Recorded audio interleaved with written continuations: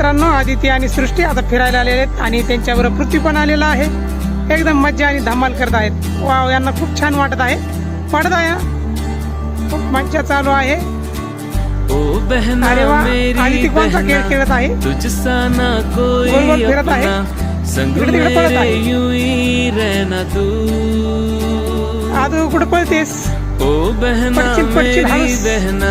संग मेरे ज्यादा हंसना, कभी थोड़ा रूठ लेना तू. Thank you.